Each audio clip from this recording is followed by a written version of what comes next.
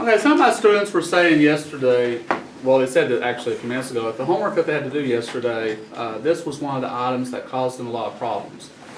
So I'm going to demonstrate how to do this item, and hopefully it will help them. Now, when I look at it, our directions tell us that we have to find the value of the variable w, and then we have to explain or describe or tell what property we use to find the value. Now I'm going to take a moment to make sense of my problem just by looking at what the expressions on either side of the equal sign are. Let's see, here we have 105 plus, in parentheses, w plus 11. Here we have 105 plus 42 plus 11. Okay. Now, this is an item that could easily be solved just by canceling out like terms. I could cancel out like terms and solve this one very easily, and I'll explain why. In this situation, I could scratch out this 105 and this 105. I could scratch out this 11 and this 11, and that would leave me with w and 42. So the value of w would be 42. I could solve it that way.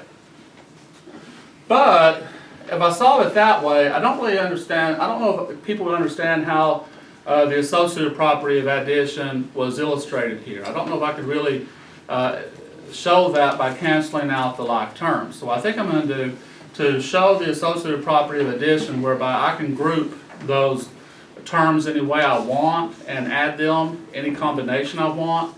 Since I want to illustrate the associative property of addition, I'm going to work it out that way. So the first thing I'm going to do is I'm going to rewrite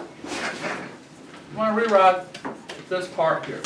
So I have 105 plus w plus 11, and I'm not even going to pay attention to the parentheses that they have. Because of the associative property of addition, you can regroup these any way you want to add them, and you'll still get the same answer, the same sum. And on this side of the equal sign, I'm just going to write that also.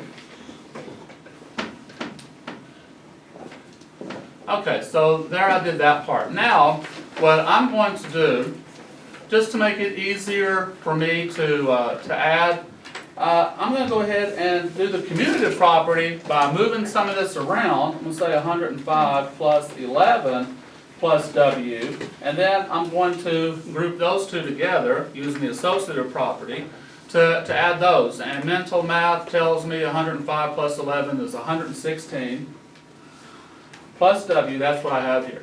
Now on this side, I'm just going to use order of operations, working from left to right.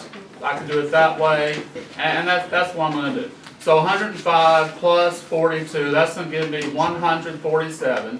147 plus 11 is going to give me 158.